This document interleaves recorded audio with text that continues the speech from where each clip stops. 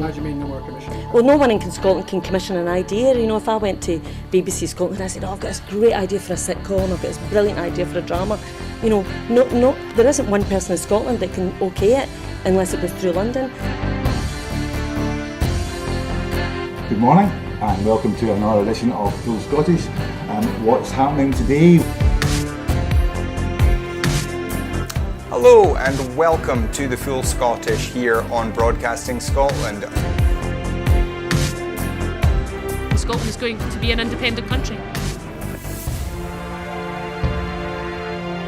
That need, that desire for independence is ever stronger than perhaps it was in 2014. So there's an obligation that we've got to give leadership to that campaign. That's what Nicola Sturgeon, as our First Minister, has been doing. My feeling about Boris Johnson is he can't be trusted on anything. That is now and forever will be known as the rape clause. I'm old enough to remember going into Europe in '73, and I remember how much of a razor's edge that was a balance stone. And I think we made it by 53%, if I remember correctly, for going in. And ever since that time, England particularly has been pretty much schizophrenic, down the middle about whether it felt British or whether it felt European. And that schism, that crack has remained throughout English society ever since.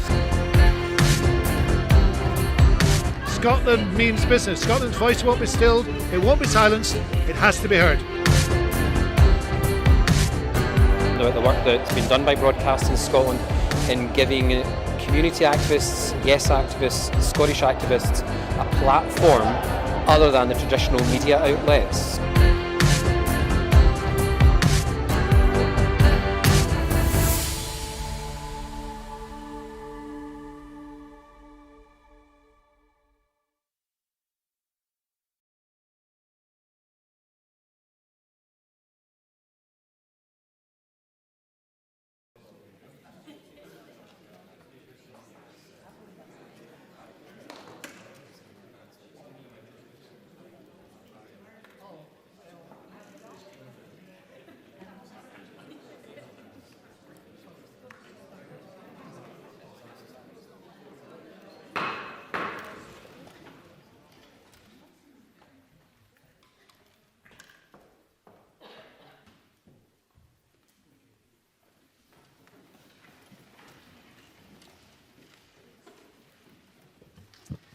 Good afternoon, colleagues. We're going to begin shortly with First Minister's questions, but before I do, today marks a three-weekly review of the lockdown restrictions, and I believe the First Minister would like to make a slightly longer statement than normal. First Minister. Thank you, Presiding Officer. The Scottish Government is required by law to review lockdown restrictions every 3 weeks, and as you say, the latest review falls due today, and I'll shortly give an update on the decisions we have reached. I'll set out why we are not yet able to move to phase 4 of the route map out of lockdown. I'll confirm that in light of the recent increase in cases of COVID, and because it must still be our aim to keep prevalence of the virus as low as possible, we've taken the precautionary decision to pause some changes that we had previously scheduled for slightly later this month. I'll also announce a tightening and extension of some existing restrictions and rules as part of our efforts to slow the rise in cases as we enter winter. And I'll confirm that Protect Scotland, the significant enhancement of Test and Protect that I signalled in the programme for government, is now up and running. First, though, I will report on today's statistics. Since yesterday, an additional 161 cases have been confirmed. That represents 1.9% of people newly tested and takes the total number of cases to 22,039. 65 of today's cases are in Greater Glasgow and Clyde, 46 in Lanarkshire, 12 in Lothian and 8 in Ayrshire and Arran. The remaining 30 are spread across 8 different health board areas. A total of 266 patients are currently in hospital with COVID, which is 8 fewer than yesterday. As of last night, 7 people were in intensive care, which is 1 more than yesterday. In the past 24 hours, no deaths were registered of patients who had been confirmed as having the virus, and the total number of deaths under that measurement therefore remains 2,499. I want to send again my condolences to everyone who has lost a loved one to this illness. Let me turn now to the review of lockdown restrictions. As I indicated a moment ago, it is not possible at this stage to indicate a move from phase 3 to phase 4 of the route map out of lockdown. I can therefore confirm that we will remain in phase 3 for now, and it's also important to stress that that is likely to be the case for some time yet. For us to move to phase 4, we must be satisfied, and I quote, "The virus is no longer considered a significant threat to public health." As is obvious from the figures I've reported in recent days, and as has been confirmed to me in advice from the Chief Medical Officer, this is definitely not the case. When we reviewed lockdown measures 6 weeks ago, we had recorded 14 new cases a day on average over the previous week. 3 weeks ago, that average daily rate had risen to 52 new cases a day, and in the 7 days up to yesterday, the average daily rate was 155. Our latest estimate of the R number is that it is now above 1, possibly as high as 1.5. Over the past week, we have also had to impose additional restrictions on people living in 5 local authority areas in Greater Glasgow and Clyde, Glasgow City, East and West Dunbartonshire, Renfrewshire and East Renfrewshire. So rather than the threat to public health receding, the pandemic is at this stage accelerating again, albeit and thankfully from a low base and not as rapidly as it was back in March and April. It is worth stressing that this position is not entirely unexpected. In recent weeks, we have reopened significant parts of our economy. Though many will be operating below full capacity, approximately 96% of businesses in Scotland are now trading again.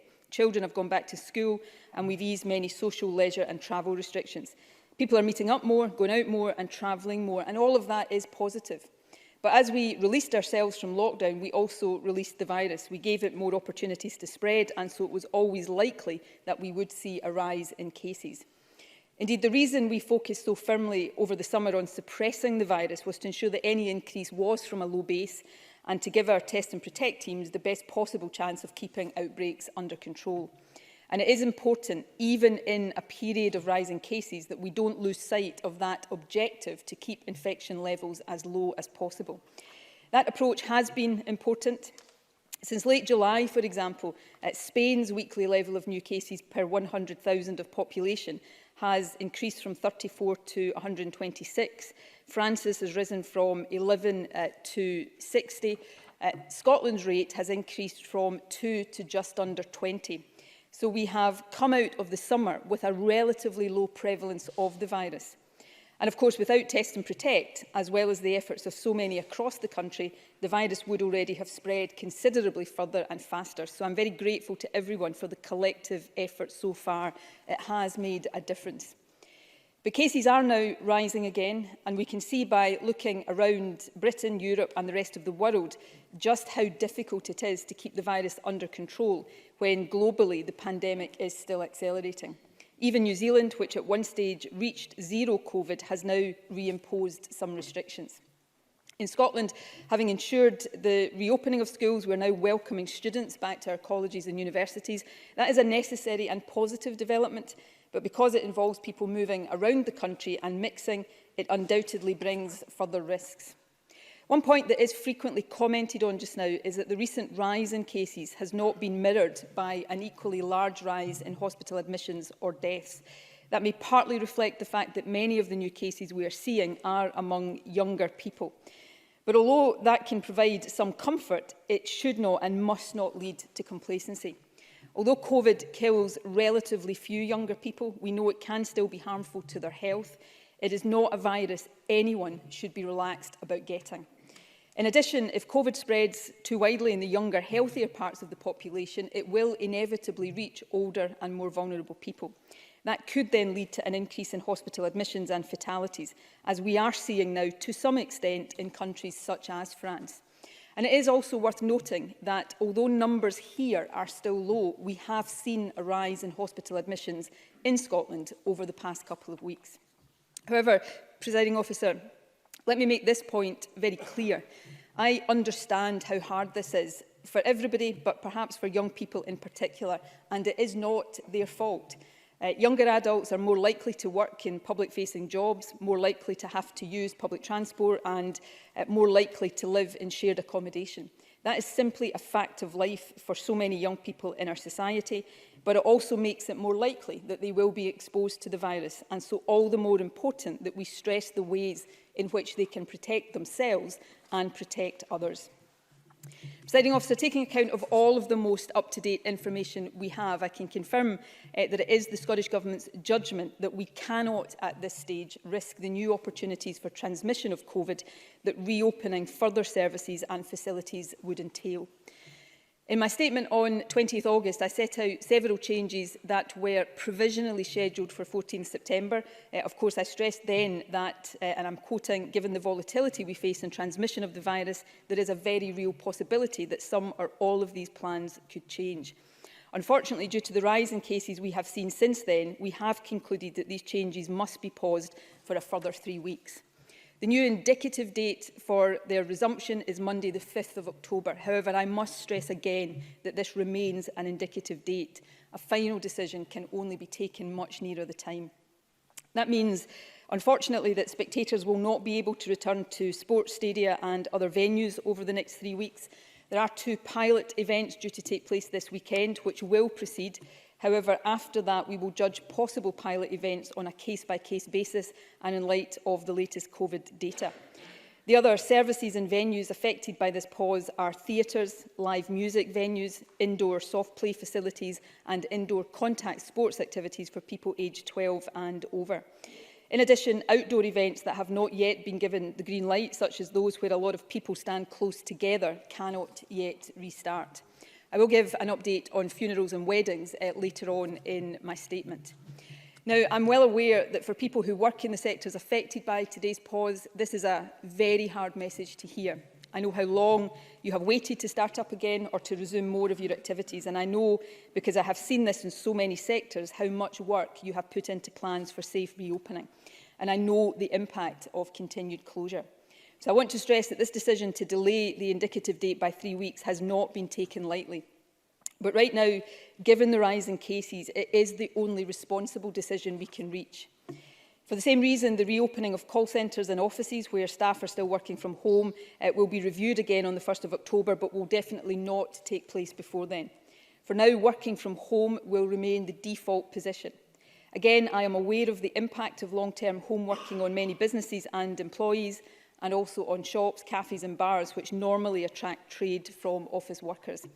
We are currently working with partners, including the Scottish Chambers of Commerce and the STUC, to plan for a safe, phased reopening of these remaining offices when circumstances allow. That planning will inform future route map review decisions. However, at this stage, a full return to office working, which would substantially increase the number of people meeting indoors and travelling together on buses and trains, would risk a significant acceleration of COVID transmission. Finally, before I move on to further measures we deem necessary to reduce the spread of the virus, let me say a few words to those in the shielding category. We will continue to provide as much information and advice as possible. In fact, if you are registered with the shielding SMS service and live in areas where there have been local outbreaks, such as Aberdeen or Glasgow, you will have received text messages alerting you to changes in local advice. We've also published a guide on the mygov.scot website, which suggests simple things you can do to lower your risk of exposure. And you will receive an update letter soon from the Chief Medical Officer. We understand that the recent rise in cases will cause concern. However, at this stage, we do not plan to reintroduce shielding. Instead, we will continue to give you the information you need to help you stay safe. Presiding Officer, in addition to pausing the reopenings that had been planned for later this month, we have concluded that it is necessary to tighten some existing restrictions to help curb the spread of the virus, especially between and within households.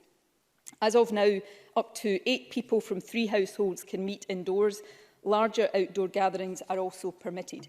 I can confirm that we intend to change this so that a maximum of 6 people from 2 households will now be permitted to meet together.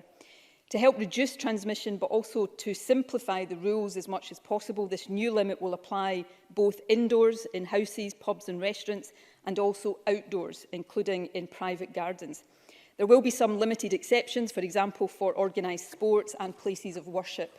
Also, any children under 12 who are part of 2 households meeting up won't count towards the limit of 6 people. And lastly, given the importance of these life events and the distress caused by not being able to mark them, we intend to allow a limited exception for funerals, weddings and civil partnerships. Already up to 20 people can attend ceremonies for these occasions, and we intend to retain that limit for now. However, from Monday, that limit of 20 will also be permitted for wakes and receptions, as long as they take place in regulated venues like hotels with strict guidance in place. I know that many have called for greater consistency in the arrangements for ceremonies and receptions, and so I hope this will help deliver that. I'm asking people to abide by these stricter new limits on gatherings immediately. However, the regulations that will give legal effect to them will come into force on Monday, and more detail will of course be available on the Scottish Government website. And of course, for now, for people living in Glasgow, East or West Dunbartonshire, Renfrewshire and East Renfrewshire, the advice is not to visit other households at all. Let me also re-emphasise that the new limit of 6 people from 2 households will also apply in restaurants, pubs and beer gardens, as well as in our homes. We hope that by reducing the risk of transmission in those settings, it will help to keep the sector open. However, I can confirm that we have decided to implement 2 additional measures to reduce the risk of transmission in the hospitality sector. First, we intend to make it mandatory for customers in hospitality premises to wear face coverings whenever they are moving around and not eating or drinking. For example, when entering and going to a table or to the bathroom. And second, subject to some exemptions, we will also make it mandatory, rather than simply in guidance, for staff working in hospitality premises to also wear face coverings. The hospitality industry has put a lot of effort into creating safe spaces for people to meet, and we hope these additional protections will help ensure that the sector can remain open with high levels of compliance. Presiding Officer, I'm aware that the announcements I've made so far are hard for people to hear. After 6 long, hard months, we are still asking the public to make a lot of difficult sacrifices. That is unavoidable given the nature of the challenge we face. However, I want to be clear that while we still face a battle to get and keep COVID under control, we are in a stronger position than earlier in the year. Test and Protect is working well and now taking a lot of the strain. Without it, the virus would be spreading further and faster, and we would require to apply much stricter lockdown measures again. And today, a significant enhancement of Test and Protect has gone live. The Protect Scotland contact tracing app is now available for download and use. The app does not replace our current Test and Protect system, it adds to it. The work of our teams on the ground, interviewing people who have tested positive, getting in touch with close contacts and making recommendations based on the information they gather, will remain the cornerstone of our approach to controlling outbreaks. However, the app is an important addition to the work of those teams. If you download it, you will receive a notification if someone you have been in close proximity to tells the app that they have tested positive. It will be particularly useful for settings such as public transport, where we tend to spend time in close proximity to people we don't know, and it will also be very valuable as students arrive back at university or college for the new term.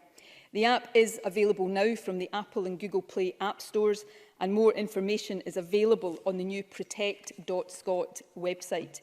The app operates anonymously and confidentially. And the simple fact is that the more of us who download and use it, the more effective it and Test and Protect overall will be in helping us beat COVID. So I encourage everyone to download it today and spread the word to all of your friends and family. This is a simple but very powerful thing all of us can do as individual citizens to help protect Scotland as a whole. Presiding Officer, the pause in our route map and the new restrictions I have outlined today are not welcome. I know that. The Scottish Government did not want to have to impose them, but they are necessary.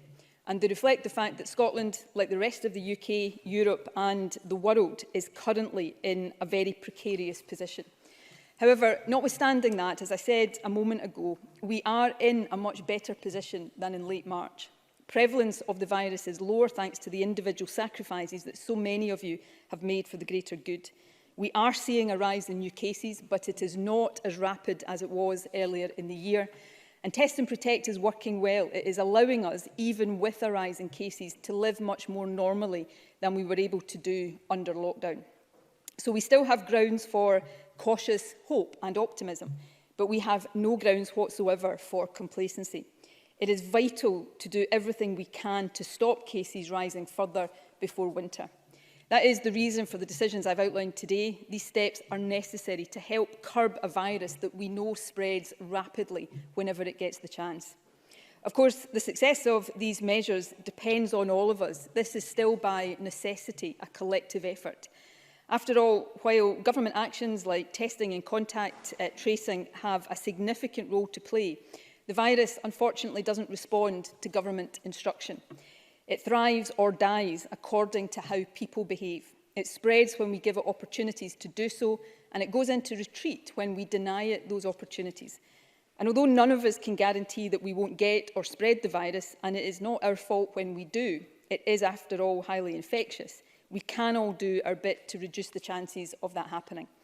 I know that making these choices, keeping our distance from friends, staying in small groups, washing our hands regularly, these things all get harder and much, much more tiresome as time passes, but they are more important now than they have been for months. And the best way of remembering the key choices we all must make, of course, is facts. These are the rules that will help us to protect ourselves, our families and communities and the NHS. And ultimately, they will help us save lives. We should not lose sight of that. So face coverings should be worn in enclosed spaces, avoid crowded areas, clean your hands regularly and thoroughly, and clean hard surfaces after touching them. 2-metre distancing remains our clear advice, and self-isolate and book a test immediately if you have symptoms of COVID. Those symptoms, of course, are a new cough, a fever, or a loss of or change in your sense of taste or smell. Keeping to those basic rules is not easy, but it remains the best way of expressing our care for and our solidarity with each other. My thanks once again to everyone across Scotland for your patience and for continuing to make these hard sacrifices for the sake of the people you love and for the sake of the country as a whole. Thank you. Thank you, First Minister. The First Minister will now take questions. I would just remind members that I'm going to take all supplementary questions at the end. That is today after question 7 from Pauline McNeill. First question, Ruth Davidson. Thank you, Presiding Officer, and to the First Minister for advance notice of her statement. The sobering news here in Scotland and across the rest of the UK over the last few days has been a reality check for anyone who thought that the pandemic was on its way out.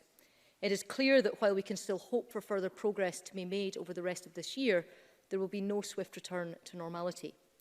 We all recognise the importance of sticking by the rules, of washing our hands, of socially distancing and doing our bit. And it's down to each and every one of us, and each and every one of us will benefit if we do. Last night, the new Scottish contact tracing app was launched. Experts at University College London have said that the uptake of such an app would need to be between 56% and 95% for it to be successful. And reaching those numbers will take a momentous effort. This morning I, along with thousands of Scots, did my bit and downloaded it to my phone, and I've no doubt that the First Minister did too. But there are many people across Scotland who don't regularly use apps and perhaps aren't as addicted to their phones as the First Minister and I.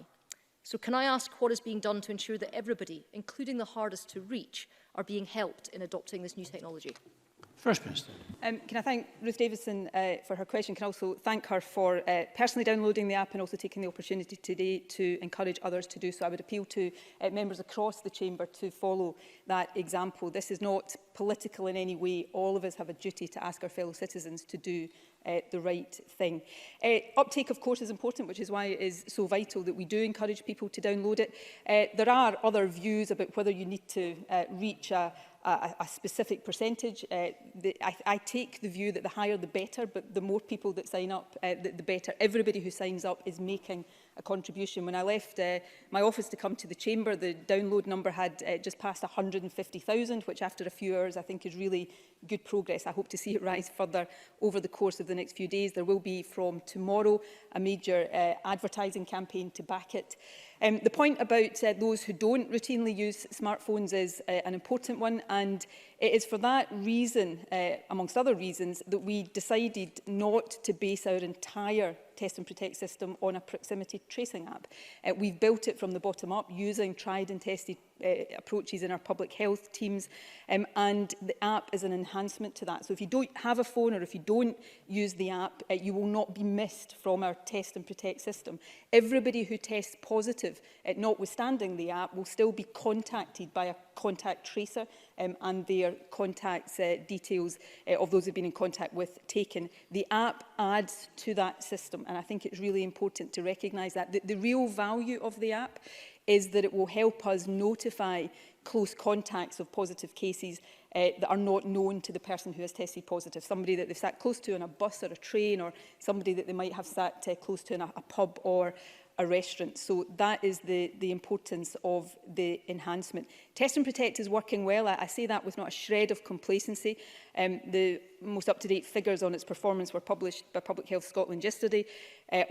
Still, at this stage, well over 90% of index cases are being contacted and over 90% of close contacts are being contacted. So it's working well. This is an important enhancement, and I hope all of us get fully behind it. Ruth Davidson. I thank the First Minister for that response, and we all hope that the app works successfully. But what we're also learning as we go on through this is that to get ahead of the virus, we must fight it across all fronts, and testing is at the heart of that. And at present, even with the increase in testing the First Minister has outlined, her strategy focuses on symptomatic cases, on surveillance and on the sick and high risk. And she made no mention in her statement today on wider community testing. So can she say today whether the current position is going to be the long-term one for the country, or is it a staging post towards mass community testing? First Minister. We are working with the UK Government to try to advance mass community testing. The Prime Minister spoke about the work the UK Government is doing yesterday. We are engaging with them in that. As the UK Government is being frank about, not all of that technology currently exists in a developed enough form, so there's a lot of work there to do to make testing available on a mass scale and in a way that is rapid and easily accessible. But we continue to build, again in partnership with the UK, the capacity of our current testing system.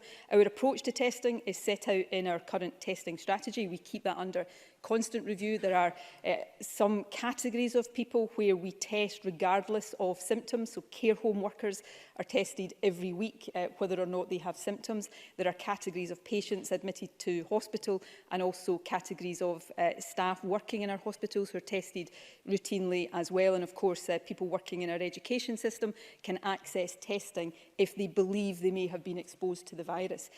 Other than that, our advice to people, and it's really important advice, is that you should access testing if you have one of the symptoms of COVID that we regularly remind people of.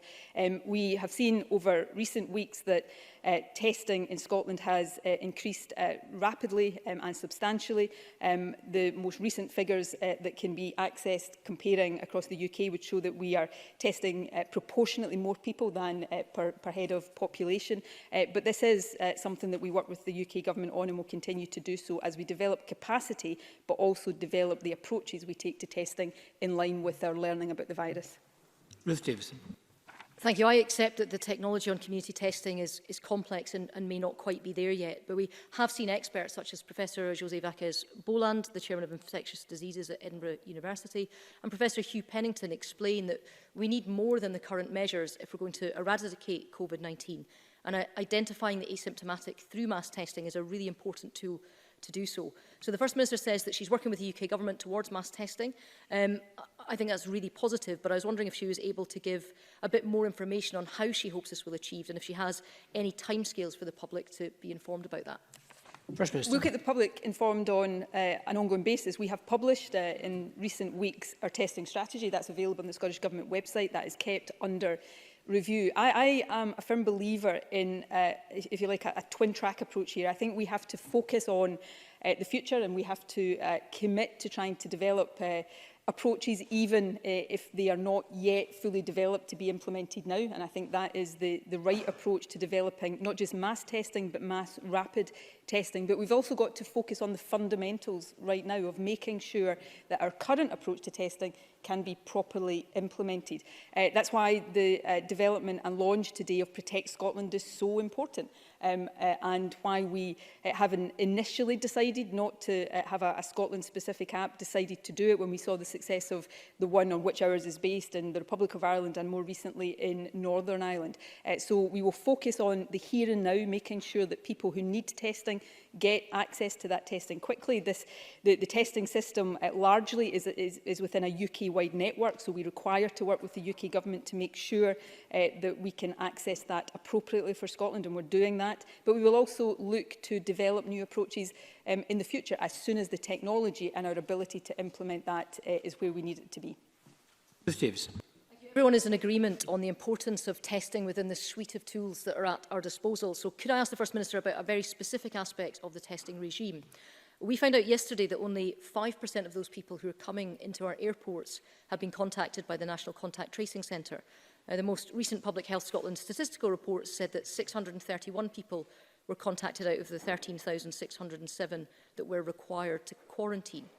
Now, we know that the Transport Secretary and Airport Chiefs met earlier this week to discuss this, so will the First Minister commit to introducing a package of support for airport testing, as aviation chiefs ask? First Minister. Well, there's two issues here that I think are wrapped up in that question, so I'll briefly take them separately. There's the current approach from Public Health Scotland to contact a sample of those coming into the country every week who are required to quarantine. We set a target of 20% or 450, whichever was the greatest. Last week's reached 631.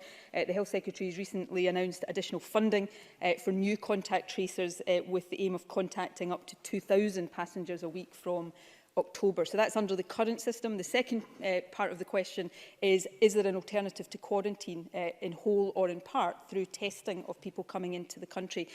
We have been discussing that with airports, just as the UK government has, and we are considering that. To put it bluntly, this is a calculation of the risk of different approaches and the risk we think it is appropriate to take. We know that the incubation period for this virus is 14 days. So if you test somebody coming into the country on day one who tests negative, it doesn't mean they will not test positive a day or 4 days or 14 days later. So you would have to do testing at different points, and not everybody would be captured. That said, to be frank, not everybody is captured by quarantine either. So this is a balance of risk, and those discussions are ongoing. And I would hope that in time, in not too much time, we would have alternatives to quarantine that allowed us to make more use of testing. But we've got to be sure that the arrangements we have in place, whatever they are providing the maximum protection against importation of the virus, which remains one of the significant risks that we face. Thank you. Question number 2, Richard Leonard. Thank you, Presiding Officer, and can I thank the First Minister for advance sight of her statement. When we started to come out of lockdown, we made clear our view that there must be the agility to pause, to go back, as well as to go forward in this process, and also that there must be transparency in the science to back this up. The science tells us that across much of Scotland, the virus is on the rise again, and that there is no room for complacency. So we support the First Minister's cautionary approach today.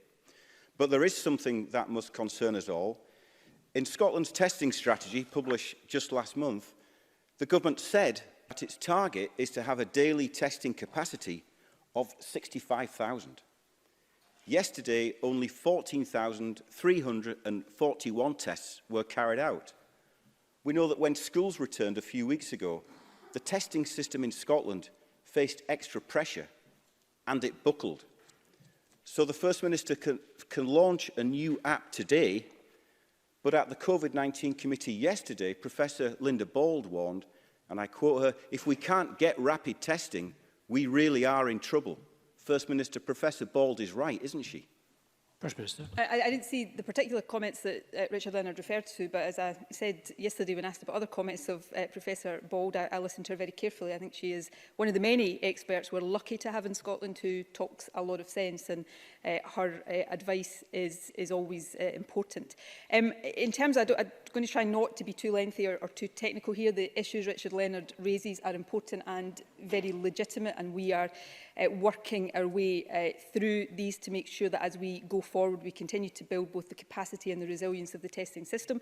The technical bits, which I won't go into at too much length, is, as I alluded to Ruth Davidson, the large part of our testing system is part of a UK-wide network, and that's the Glasgow Lighthouse Lab and the drive-through centres, and therefore capacity and access to testing is managed across the UK. We are working with the UK to make sure that Scotland's access to capacity is appropriate and fair, and over the past few weeks actually we have probably used more than a population share of that. That is partly because of the rise in demand as our schools went back, which we've seen recede a little bit. And over the last few days, while there will be issues, I know there have been some issues about turnaround time of postal tests, for example. Over the last few days, we have not seen issues with people who need testing in Scotland getting access to that testing, or, as was the case when schools went back, being referred to testing centres that are some distance away. What we have seen, and again this will be a reflection of England's schools going back, is a rise in demand in England that reflected ours when our schools went back, and that's where we have, I don't want to overstate this, I have some concern that we may, when we see rises in demand in England, we may see that impact on Scotland's access to testing, and that's why we continue to work closely with the UK Government on that. But right now and over the last number of days, there hasn't been an issue with people in Scotland who need testing getting rapid access to testing. The figures that Richard Leonard quoted, they're actually figures reported yesterday for the day before today's figure, which I appreciate is not published yet, so Richard Leonard couldn't be expected to have it. I think yesterday there was around 17,000 tests carried out. That's tests carried out, not the capacity. Capacity right now, for some of the reasons I've talked about, fluctuates on a daily basis. The target that he referred to is still the one we are looking at. But I can assure Richard Leonard and the Chamber, the Health Secretary and I, look very closely on a daily basis at all of these issues to make sure that people in Scotland who need testing have access to it. Richard Leonard. Thank the First Minister for that answer, although I do reflect that the actual number of tests carried out yesterday, or the day before, reported yesterday, is still 50,000 below the target figure. Let me move on to something else, because any new restrictions and any local lockdowns have a significance because they have an impact on all of our lives and well-being. But research shows that Scotland's children and young people, particularly younger children, have found the last 6 months especially hard to cope with. So much so that mental health organisations came together last Friday to unite in warning of the coming mental health crisis. The Scottish Children's Services Coalition forecast that Scotland's children and young people face, in their words, a perfect storm. And they called for, in their words, a national crusade to tackle this. They said that the government needs to work urgently with the relevant authorities to ensure that not only is there sufficient provision available at the local community level, but that this is clearly communicated and easily accessible for young people and their parents or carers. So, First Minister, what urgent action is the government taking to calm this perfect storm? First Minister. Thank Richard Leonard for that question. I'll come on to that. I just want to cover off a part of his previous question, just for in the interest of public understanding. The target figure is for capacity, and we are have been deliberately seeking to build a capacity that we will need in winter, so it's much higher than the demand we have right now requires. The figure that Richard Leonard quoted, which he is right, for the day before yesterday, that is the demand figure, and that is demand-led, so it's not accurate right now to compare those two figures. And I know these things are complex, but we have a capacity target that is designed to reflect what we anticipate demand will be in the winter, not necessarily what demand is right now. On the issue of young people and mental health, there are a few more important things in our response to this than catering for the needs of young people. Everybody has found the last 6 months extremely difficult, but there is no group in our population, I think, that has suffered more than young people. They have spent months out of school, away from their friends, often not seeing grandparents for long periods of time. The impact on mental health and well-being has been significant. In terms of what we are doing, firstly, that was why it was so important to get children back to school full-time, and I am Pleased that we were able to do that, and I am pleased that so far we have been able to keep schools open, and part of the cautious approach that Richard Leonard has supported is to enable us to keep schools open. We also are mindful of the need to ensure that mental health services are appropriate. We, as many of the members in the chamber will have commented on and will have had interactions on before, we already had a challenge with child and adolescent mental health services. We were before COVID in a process of redesign and investment in those services. That work continues and of course will now require to make sure that we take account of the effects of COVID. So for example, the commitment to have counsellors in schools is one that will be delivered by next month, and of course we continue to take forward plans for a community wellbeing service more accessible in a preventative sense to young people who require it. Richard Leonard. Thank you. And let me come on to children and adolescent mental health services, because I think that is central to this question.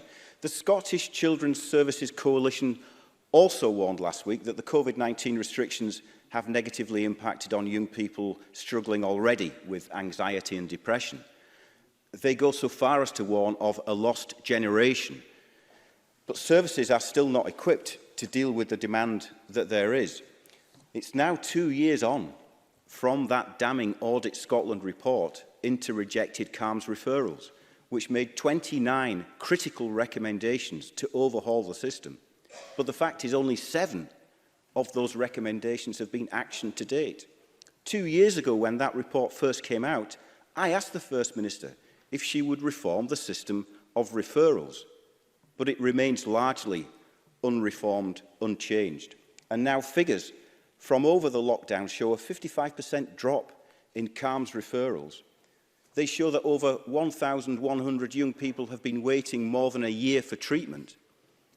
But they also show that between April and June this year, over 900 referrals to CAMHS were again rejected. This was supposed to have changed.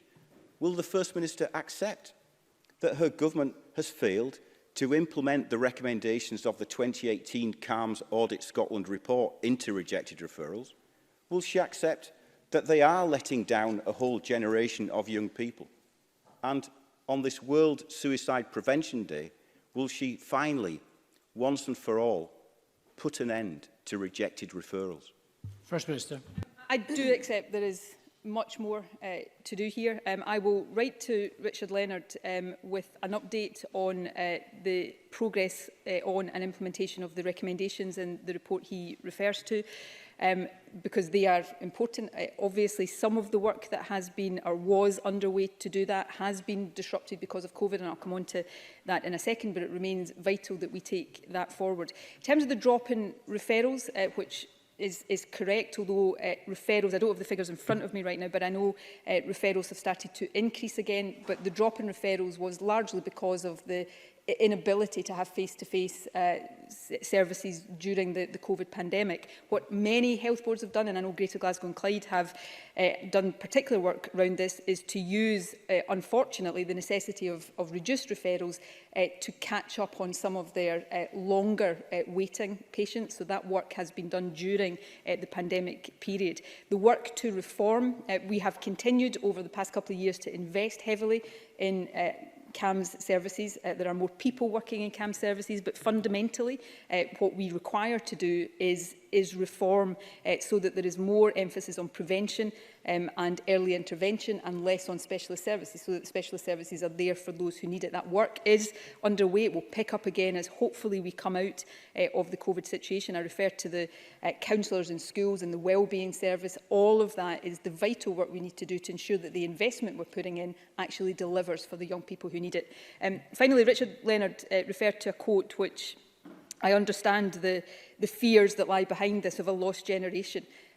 All of us, and me in particular, have a duty, an absolute duty to do everything we can, not just in mental health, but across a whole range of things, to make sure that that phrase does not come to pass and that this generation of young people do not bear the long-term legacy of COVID. And that is a duty and a responsibility that I take very seriously. Thank you. Question number 3, Patrick Harvie. Thank you, Presiding Officer. And can I echo the support that's been expressed for the Protect Scotland app and reassure anyone who hasn't downloaded it already that it's really quick and easy to do, and I encourage everyone to do so. Like everybody across the Chamber and across the country, the Scottish Greens are deeply concerned about the rise in new infections in Scotland, and some experts are warning this could be the start of a second wave. But we mustn't treat it as inevitable. We can stop the rise. To do so, we need to put aside any hint of a blame game and work together. As the First Minister has indicated, this must not be about stigmatising, for example, young people or any other group in the population.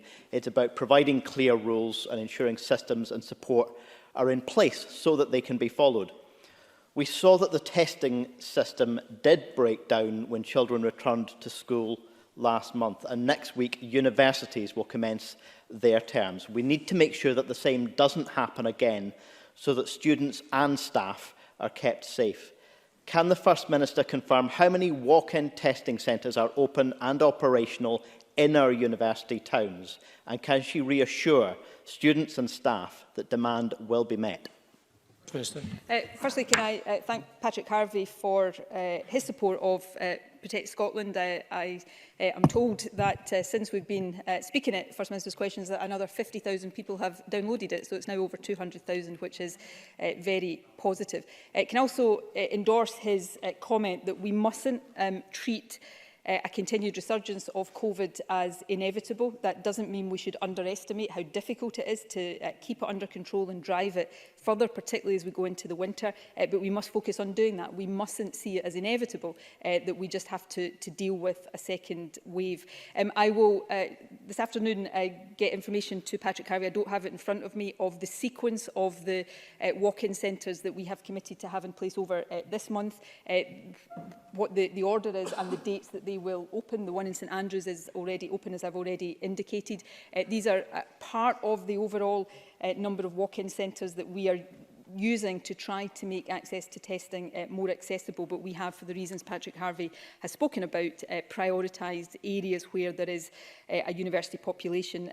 One around Glasgow University, I think, is due to open this week and will be followed by others.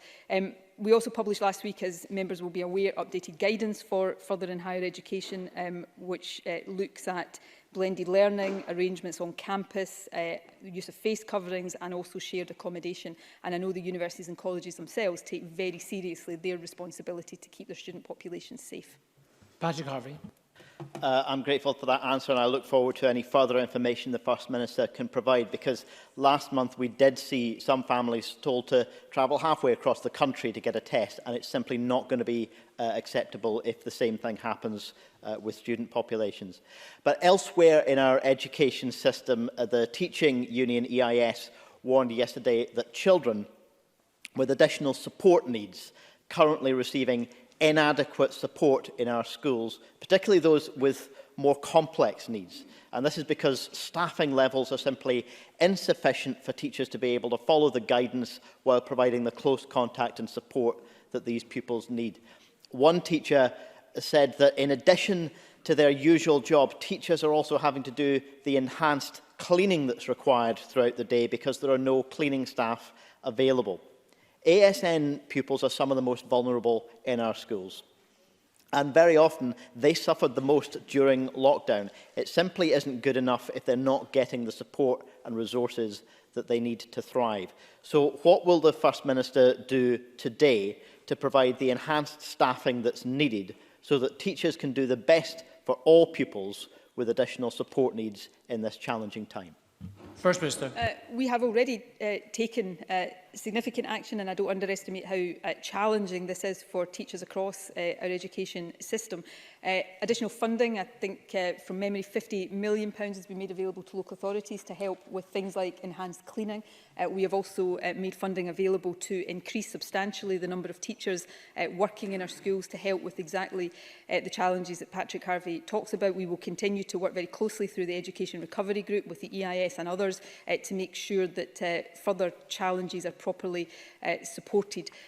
This is not easy for anybody, and it is not easy for young people or teachers in our schools. One positive thing, which I hope is an indication that the anxiety that many parents, teachers and young people felt as schools went back, and some of the challenges that have inevitably been faced are, if not disappearing, then easing a little bit, is that we're seeing school attendance rising, and the numbers of young people that are absent from school for COVID-related reasons has reduced quite significantly since the first few days of the term. So we keep, and the Education Secretary keeps very close to all of these things as we do everything we can to make sure those working on the front line, whether that's of our education system or our NHS, have the support and the resources that they need. Thank you. Question number 4, Willie Rennie. Can I thank the First Minister for advance sight of the statement? We are now facing months more under the thumb of this virus. The First Minister says Test and Protect is working well. But when I asked her in committee yesterday, Professor Linda Bald warned that the test half isn't fully working and is causing concern. She added that if we can't get rapid testing, we really are in trouble. She also said that quarantine is not being followed. Only 1 in 4 people say they fully comply. Does the First Minister really think that what she is doing on testing and quarantining is enough? First Minister. No, I don't think that anything that these things that any of us are doing right now are necessarily enough. That's why we continue to support, expand and build resilience of these systems. I think Test and Protect is working well, and I think the evidence is there to support that. The test part of Test and Protect, as I was talking in detail about to Ruth Davidson, is part of a networked UK system. There are aspects of that that we require to cooperate with the UK government to ensure that any challenges are overcome and any concerns are addressed. I do have a concern, I don't want to overstate this, that rising demand in other parts of the UK could have an impact on capacity or turnaround times in Scotland, but we work and will continue to work through those. We're all trying to achieve the same things, and we will continue to work constructively with other governments across the UK in expanding testing, both in terms of capacity resilience and also new technology that allows testing to be done in a different way and much more rapidly. We've procured here in Scotland already tests that are done much more quickly at point of care. So these things are important on an ongoing basis. The Protect part of Test and Protect is probably working even better in the numbers that are published, and again, we are not complacent about these, and this is where I think Scotland is doing perhaps a bit better than some other parts of the UK. We are seeing well over 90% of contacts traced, well over 90% of index cases traced, and well over 90% of contacts. On quarantine, I accept the challenges around quarantine, both in terms of the challenges for the travelling public and airports and airlines, but also the challenges of any system of being absolutely watertight and foolproof. And therefore, we have to look at both how we tighten that up and look at alternative ways, and we continue to do that. None of this is straightforward, none of this is easy, but it is all important to try to keep this virus under control. What I would say, and it relates back to Patrick Harvie's comment, is that we should be very vigilant about the situation we're in right now. We should be very cautious. We should hear the warning signs very loudly. But we should also reflect on the progress we have made since the earlier part of the year. We are in a stronger position, and that hopefully means if we all, government especially, do the right things and the public all, as they have done so well, get behind all of the public health advice, then we don't have to accept the inevitability of what might otherwise happen. We can all have an impact in keeping it under control. Willie Rennie. I would urge the First Minister to read the full transcript of yesterday's committee, because the Professor Bald was very concerned about the first half of Test and Protect and the testing capacity and the testing utilisation. And she also was very concerned about the quarantine aspects as well, because as we've seen from this week's figures, over 800 people have now been missed by the quarantine spot checks. And when 1 in 4 are not complying, that is a real concern. We are turning a dark corner in people's hopes and expectations. In people's minds, we were preparing for recovery, for the elimination of the virus. Now we're being taken back. So I was very concerned about what Professor Bald also said yesterday, that when she warned about social unrest, I was very concerned about that. So can the First Minister say what plans she has on that front and how she will avoid that social unrest? First Minister. Can I say, firstly, before I come on to those comments, and all of us as elected politicians should see it as part of our duty to avoid social unrest and take the responsibility to explain and encourage the public to do the right things very seriously, and I think everybody across the chamber does that.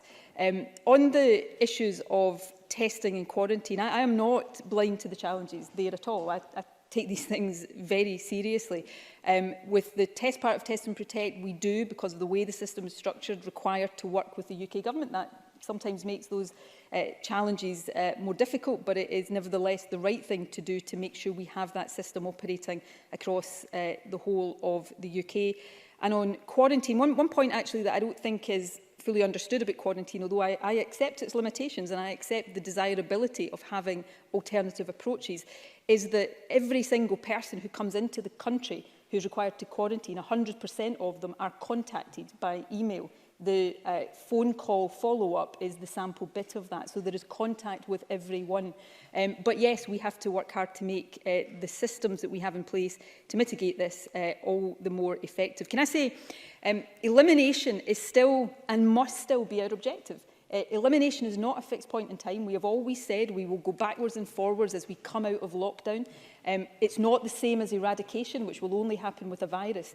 But the reason we are being cautious again today is that we must continue to bear down on the rates of infection. What elimination means is that you drive it as low as possible and you don't simply accept a certain level is okay to circulate. So sometimes it will be higher than others, but the objective of driving it as low as possible remains absolutely essential. I will read the full transcript of Linda Ball, since it's been mentioned a couple of times, and as I said before, she's somebody I've got a huge amount of respect for.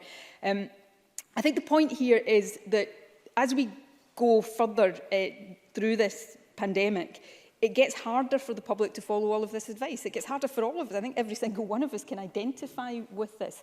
And therefore, the duty on all of us as politicians, principally me, and I accept that, is to explain as clearly as possible why we're asking people to do certain things and what the reasons for that is.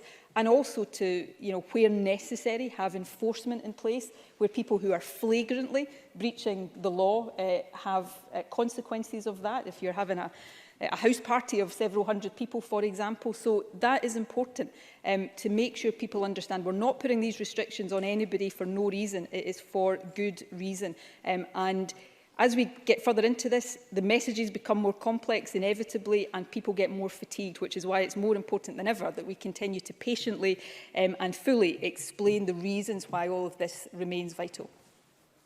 Thank you very much. I'm going to take all the supplementary questions after question 7. Question number 5, Gillian Martin. Thank you, Presiding Officer. To ask the First Minister what the Scottish Government is doing to support victims of domestic abuse in light of reports of increased incidents during the COVID-19 pandemic. First Minister. I have expressed, like many people before, my deep concern about the greater risk to women and children of domestic abuse during the pandemic, and would again make a plea to anyone suffering domestic abuse to seek the help that is there. Police Scotland continues to prioritise domestic abuse cases, and we are focused on ensuring that frontline services continue to provide support. We've allocated an additional £1.5 million to Women's Aid and other frontline services, and also recently published a new online resource for those working in housing, social work, health, education and other sectors to know where to direct people to for further assistance. And we, of course, remain committed to implementing the Equally Safe strategy, and will bring forward legislation on domestic abuse protection orders within this Parliament. Gillian Martin. Thank the First Minister for that answer, and I do want to turn to the domestic abuse bill. Women who are experiencing abuse often have to make a devastating choice between staying in the home with the perpetrator or making themselves and their children homeless to get away from abuse. One way of giving women much-needed breathing space in these situations is through emergency protective orders. Can the First Minister outline how the new domestic abuse bill will give police and courts powers to ban domestic abusers from victims' homes? First Minister. The bill will provide new powers to impose restrictions on a suspected perpetrator of domestic abuse, including removing them from a home they share with a person at risk and prohibiting them from contacting or otherwise abusing the person at risk while the order is in effect. The bill will also facilitate processes for changes to be made to social housing tenancy agreements to help victims stay in their own home, by giving powers to remove perpetrators from tenancy agreements. Too often in the past and currently, it is the victim of abuse that is faced with losing their home rather than the perpetrator, and we need to change that. These measures are intended to provide protection for the person at risk and enable them to take steps to address their longer-term safety and housing without them becoming homeless in order to protect themselves.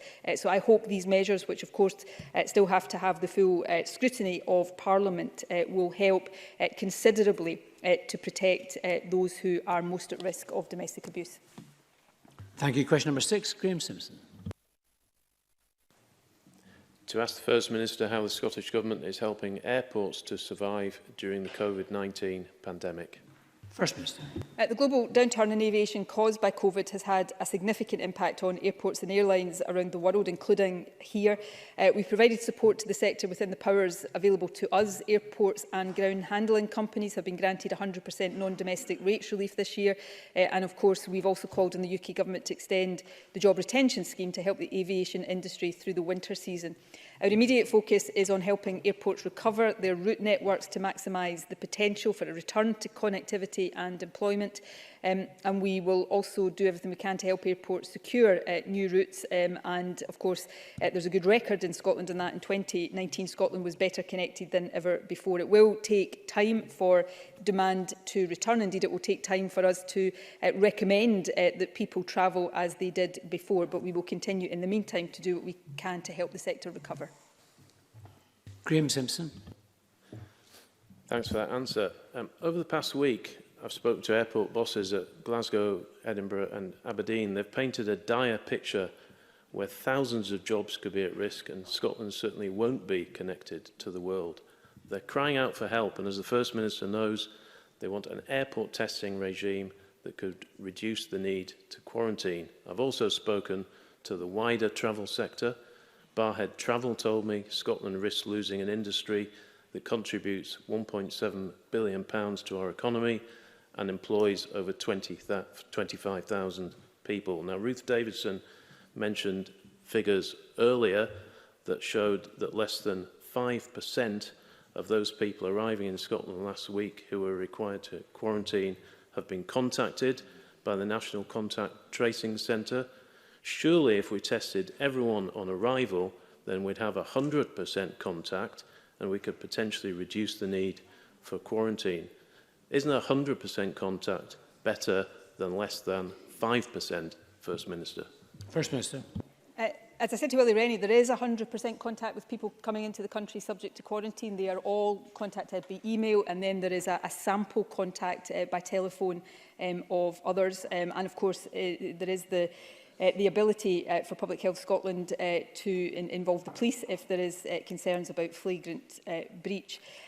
On the issue of testing on day one, if you took an approach that simply tested people on day one coming into the country, yes, you may test 100% of people, but you would let into the country after that a significant percentage who actually had COVID, but because they were at an early stage in the incubation period, tested negative in the test. The test, unfortunately, doesn't. So we can test, and what has been explored is the ability to test at day one and then later on. Now, you will still not capture everybody, and therefore there are some careful judgments about balance of risk that we have to take, because we cannot simply be sanguine and shrug our shoulders about people coming into the country with COVID. Now, what I'd say to Graham Simpson, I think he'll find that there's not as much disagreement between us on this as he perhaps thinks.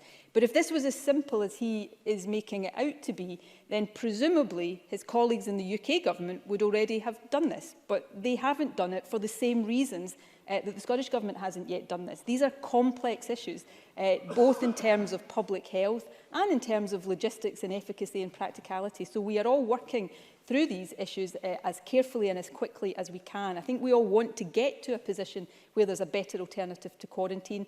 But as I say, if it was as easy as the member makes out, then perhaps other governments that he's perhaps more favourable to than this one would have found the way to do it, and they haven't. Question number 7, Pauline McNeill. To ask the First Minister for what reason the Scottish Government is delaying the ban on placing homeless households into unsuitable accommodation, which announced in May 2020. First Minister. We remain very committed to extending the unsuitable accommodation order to all homeless households in this parliamentary term, effectively ending the use of B&Bs as temporary accommodation other than in emergency situations. Temporary exemptions were created in May, which allowed for placements in hotels and B&Bs where needed, and that has effectively kept people off the streets and in safe and secure accommodation during the pandemic.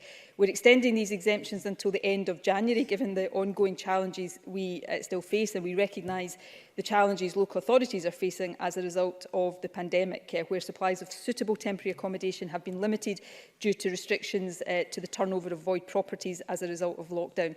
This decision was reached with the support of councils, who remain focused on ensuring people have somewhere safe and warm to live. Pauline McNeill. I thank the First Minister for that answer, and I'm sure that she will agree that people who are experiencing homelessness are in a state of crisis compounded when they are in unsuitable accommodation, hostels or bed and breakfast, and that research shows that those residents, in relation to their physical and mental health, their sense of safety, their ability to maintain a normal life, including cooking for themselves and accessing laundry facilities, makes life very difficult. And so we wholeheartedly welcomed the decision to extend the 7-day restriction spent in unsuitable accommodation to all people to ensure that all homeless people are treated equally. I accept what the First Minister says about the challenges in today's world, but I would like just a guarantee or a firm commitment that she can give that as soon as practically possible in January that timetable will not slip unless there's another good reason in order to do so. Thank you very much. First Minister. I've already said we are very committed to doing this within this parliamentary term. Given the circumstances we're in just now, it would not be responsible of me to say that without any caveat. I 100% agree with Pauline McNeill on this. Permanent settled accommodation is always better in normal times than B&B and temporary accommodation. But in this pandemic situation, because of some of the wider factors we've had to deal with, often it is access to the B&B and temporary accommodation that is the difference from somebody being on the streets and not safe. So we have to see this relative situation given those circumstances. Hopefully by January we will be in a better position. The commitment is there and it is strong. But in this situation we have to be aware of the uncertainties, and we have to recognise that the most important thing of all is to ensure that during a pandemic people are not on the streets. And if that means in these unique circumstances, that is in B&B or temporary accommodation, that is better than on the streets. In normal times, settled accommodation is always the best, and that is what we continue to aim for. We'll move on to supplementary questions. John Mason, to be followed by Edward Mountain. Thank you. I think the First Minister may be aware of Glasgow Rocks, who are Scotland's leading basketball team and are based in my constituency. They're very worried at the moment about whether elite players will have to come in through quarantine and also when spectators can come back. Can she offer them any reassurance? First Minister. Obviously, we'd be happy to engage directly with them about specific concerns they have and what the reasons for that are.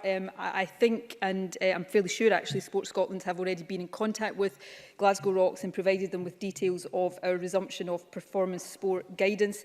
As I say, there is an offer of more specific support via the Institute of Support to ensure that all the necessary protocols are in place. If there are more specific issues that they want further guidance on, we'd be happy to facilitate that. And I'm sure we all wish the team every success once the season resumes. Edward Mountain, to be followed by Elaine Smith. Thank you, Presiding Officer. First Minister, you'll be aware that 37 people in Granton-on-Spey have tested positive for COVID-19, including a care home worker. At the outset, given the concerns of staff and residents, and at their request, I contacted the Cabinet Secretary for Health, and she confirmed that the tests carried out in this care home were being diverted to Raigmore for analysis. However, the Director of Public Health of NHS Highland confirmed that NHS Highland could not actually analyse the types of tests which had been diverted to them. First Minister, can you explain why the Scottish Government, please, diverted tests to a lab that could not analyse them, and indeed subsequently lost them, requiring a complete retesting and subsequent delays? And can you please give me an undertaking that you will personally investigate these issues, because they don't give me or the residents of Granton the confidence in the test and protect system which we should have, especially as NHS Highland this morning not only dispatched incomplete testing kits to the care home, it required the care home to go back to Raigmore to pick up more.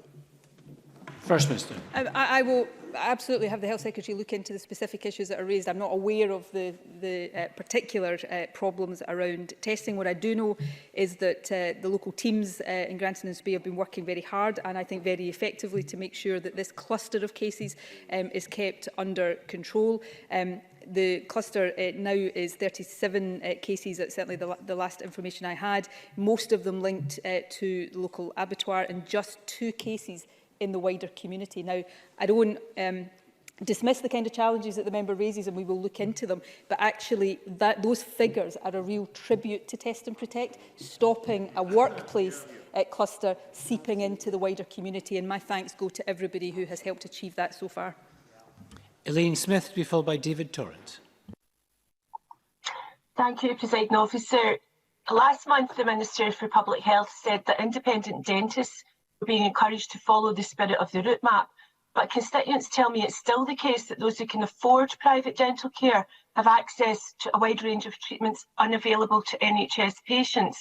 So does the First Minister agree with me that private patients are not at less of a risk to themselves or to dental staff than NHS patients? And as such, will the First Minister review her advice on dental health to ensure that people are not left suffering simply because they can't afford to pay for private treatment? First Minister. In summary, yes. Of course, since the answer that the Public Health Minister gave, there has been, I think, if I got the timing of that right, movement in what NHS dentists are able to offer in terms of services. So aerosol generating procedures for urgent care are now possible. In terms of dentists delivering private care, there is a different relationship between them and the Scottish Government, but we absolutely encourage them, and the National Clinical Director, of course, with a dentistry background, has encouraged them to comply with the guidance set out for the dental profession. The Chief Dental Officer has worked very hard with the profession generally. Our focus is on, as quickly and as soon as it is safely possible, to allow people access to the fullest possible range of dental services on the NHS. Throughout the pandemic, of course, there have been a number of emergency centres across the country that have allowed people access for urgent and emergency care. If I've not covered every aspect of the question in my answer, I will ask the Minister for Public Health to write to the member with a fuller update of what is now possible and what we hope to make possible in the coming weeks. David Torrance, to be followed by Alexander Stewart. Thank you, Presiding Officer. What assurances can the First Minister give users of the new Test and Protect Act that their contact information will be held securely and that privacy will be respected at all times? First Minister. Okay, I'm getting a running commentary on download from the Deputy First Minister here, who tells me we've now passed 250,000 people in Scotland who have signed up to the app, which is fantastic, and my thanks to everybody. And if you're amongst those who haven't, please do so. Privacy and confidentiality has been absolutely the centre of the development of this app. So in summary, I'm not a technical expert. The app doesn't track your location. It basically generates random codes that tell whether you've been in contact with someone within the 2 metres for 15 minutes or more. Those codes are only retained for, I think, 14 days, but they allow people to be notified. There is no passing on of data. There is very minimal data actually collected by the app. And of course, if you are told that you have been in close contact with somebody who has tested positive, you have no idea who that person is. And the person who tests positive, when they put their testing code into the app, they don't know the people that will then be notified. So there's anonymity, confidentiality and privacy built into it. And I think that is really important assurance for people. Alexander Stewart, to be followed by Alec Rowley.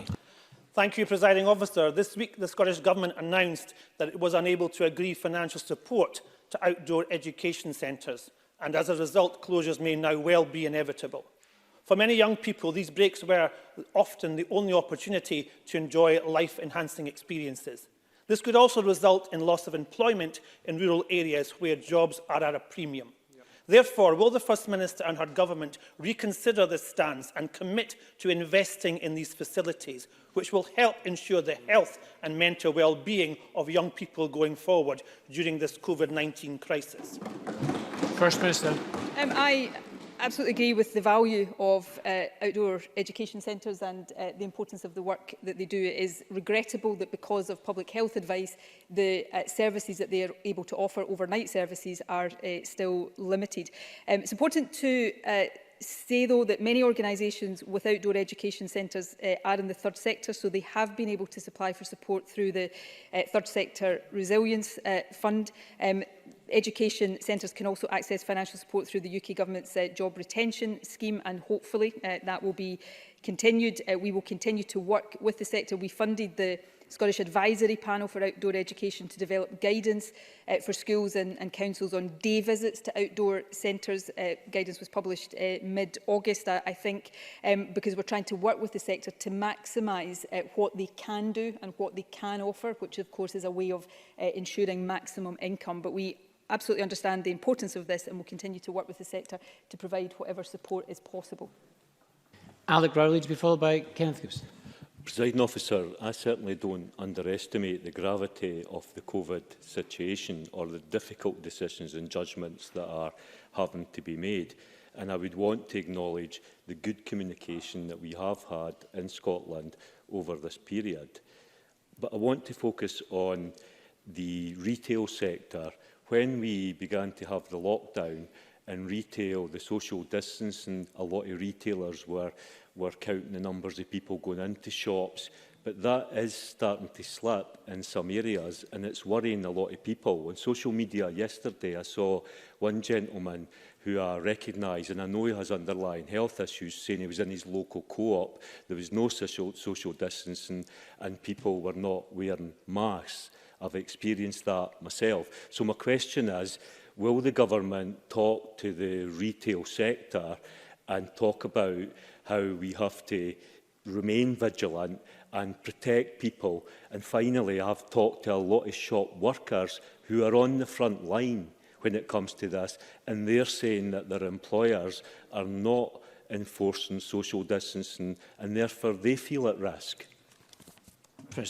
I think Alec Rowley is right to raise the concern. I sort of recognised earlier on in my statement the enormous amount of work the hospitality sector has done to try to ensure that they are providing safe spaces for people.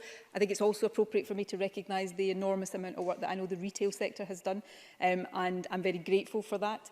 I think people working in I'll come back to people working in shops in a second, because I don't want this to be necessarily directed at shop workers. But I think generally businesses, like individuals, the longer we go through this, the harder it is to comply with all of this. And I think I understand that, but it also gets more important. And I've heard anecdotes, I've had emails sent to me of systems that were put in place at the outset, one-way systems, for example, that retail is not doing now.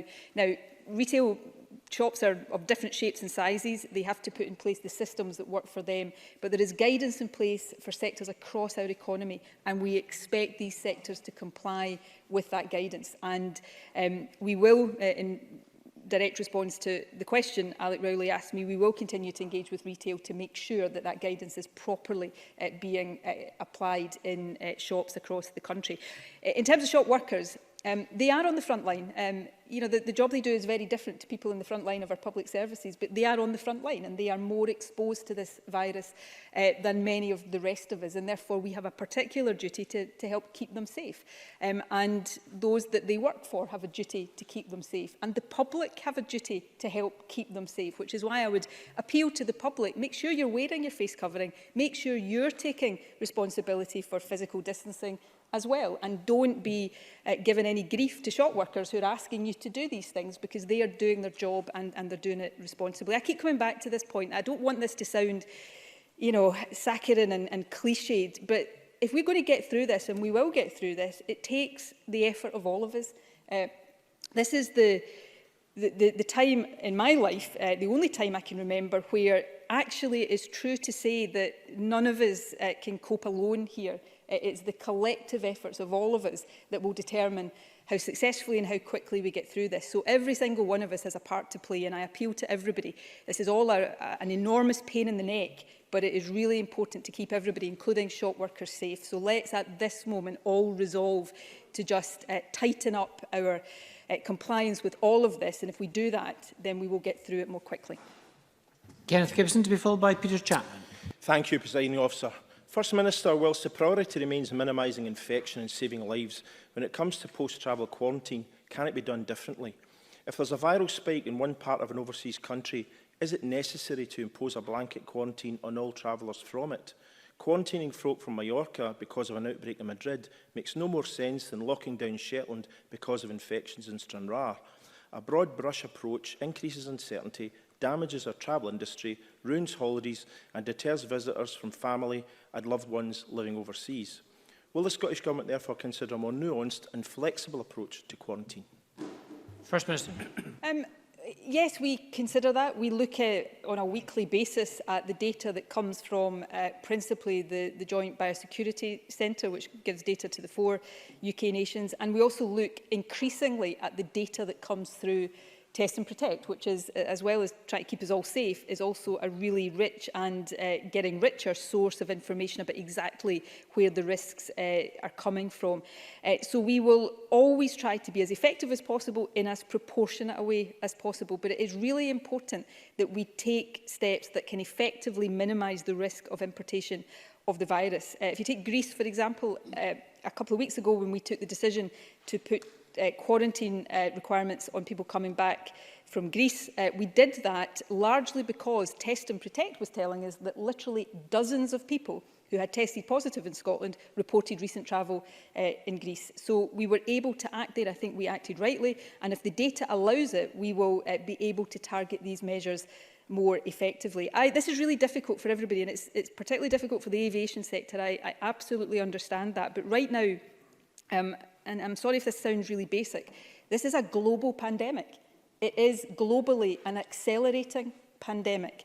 And therefore, it gives me no pleasure to say this, but my advice to people right now has to be to think very carefully about non-essential foreign travel, given the gravity of the situation that the world is facing. And hopefully, before too long, that advice will change. But right now, we have a duty as government to try to minimise the risks of this virus spreading, and one of the biggest risks we face is importation from elsewhere in the world. So these decisions are difficult. We will try to make them as proportionate as possible, but our most important obligation is to keep people as safe as possible.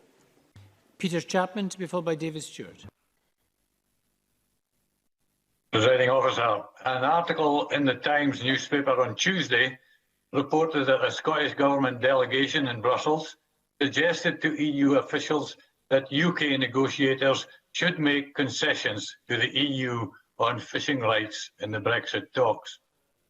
I am sure the First Minister will realise that if true, this significantly weakens the UK negotiating position and could therefore result in a much poorer outcome for our fishermen. Can the First Minister confirm or deny that this conversation took place as reported? First Minister. I and anybody in the Scottish Government have never tried to undermine the negotiations the UK is having with the European Union, even if we wanted to, which we don't. We wouldn't have to, because the UK is doing such a good job of undermining these negotiations themselves. I mean, I really would ask the member to reflect on what has transpired over the past couple of days. The UK Government has just published a bill that they admit breaks international law. They are trashing the United Kingdom's international reputation, and frankly, it is disgraceful. What this story sounds to me like, actually, is the UK Government preparing the ground to sell out yet again Scotland's fishing industry and look for somebody else to blame. Well, when and if they do sell out Scotland's fishing industry, the only people to blame will be the Tories in the UK Government. David Stewart, to be followed by Alice Cole-Hamilton. Thank you, Presiding Officer. The First Minister will be well aware that those with diabetes face a significantly higher risk of dying from COVID-19, with 1 in 3 of all coronavirus hospital deaths being associated with the condition. Will the First Minister join with me in welcoming the UK-trialled Arcadia, where preclinical research has suggested that the glucose kinase activator could aid those with diabetes who contract COVID-19? Yes, I do warmly welcome that and wish that research and that trial every success.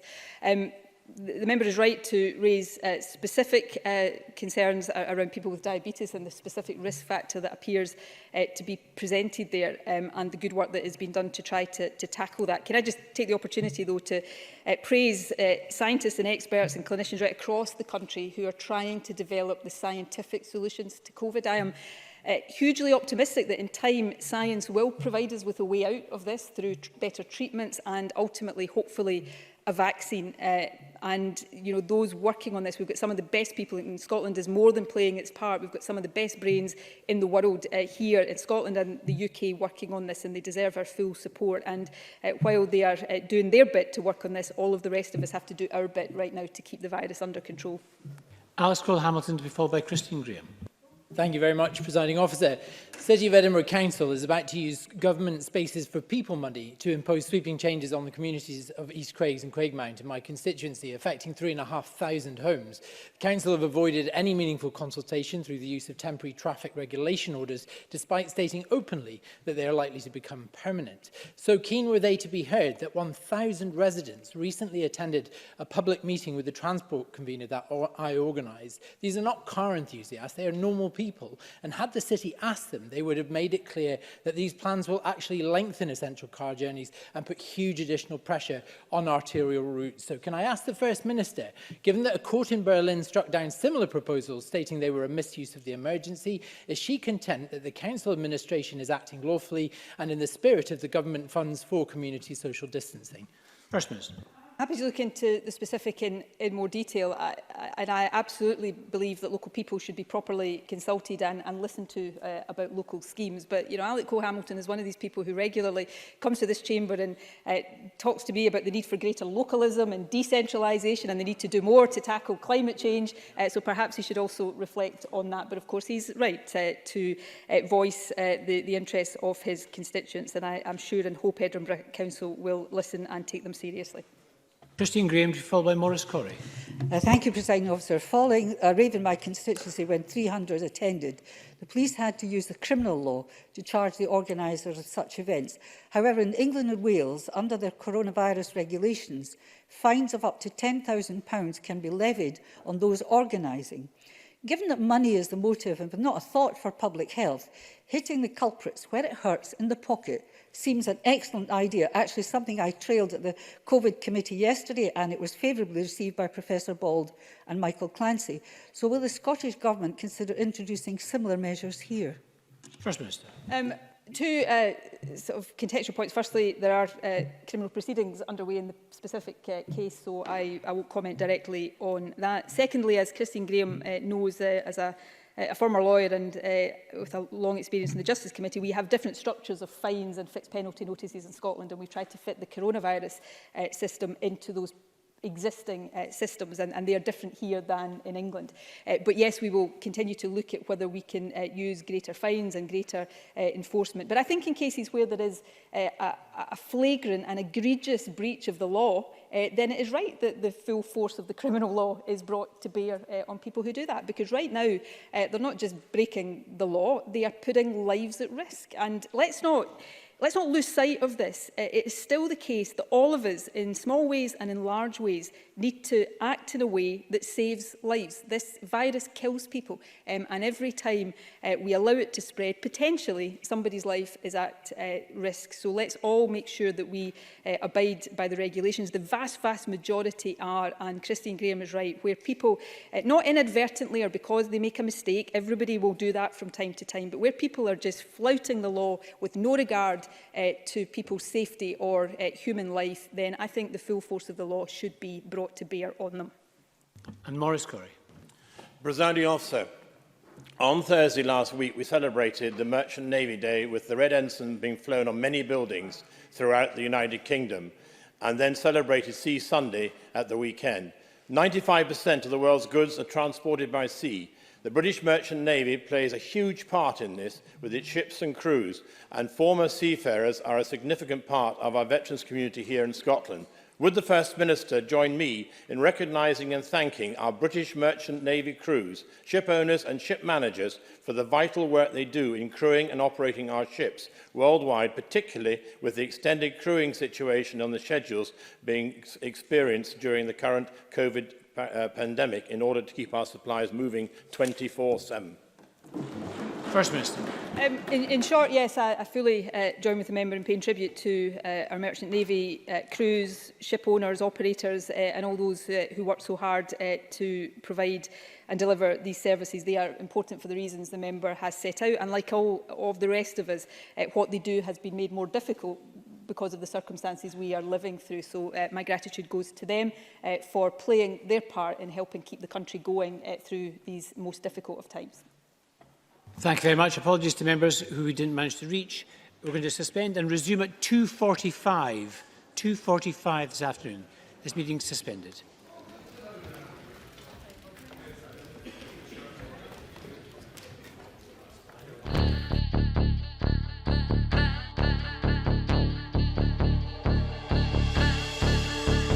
How do you mean no more commission? Well, no one in Scotland can commission an idea. You know, if I went to BBC Scotland and I said, oh, I've got this great idea for a sitcom, I've got this brilliant idea for a drama, you know, there isn't one person in Scotland that can okay it unless it goes through London. Good morning and welcome to another edition of Full Scottish. What's happening today? Hello and welcome to the Full Scottish here on Broadcasting Scotland. Scotland is going to be an independent country. That need, that desire for independence is ever stronger than perhaps it was in 2014. So there's an obligation that we've got to give leadership to that campaign. That's what Nicola Sturgeon, as our First Minister, has been doing. My feeling about Boris Johnson is he can't be trusted on anything.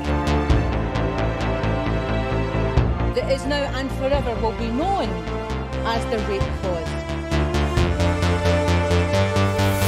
I'm old enough to remember going into Europe in '73, and I remember how much of a razor's edge that was balanced on. And I think we made it by 53%, if I remember correctly, for going in. And ever since that time, England particularly has been pretty much schizophrenic, down the middle about whether it felt British or whether it felt European. And that schism, that crack has remained throughout English society ever since. Scotland means business. Scotland's voice won't be stilled, it won't be silenced, it has to be heard.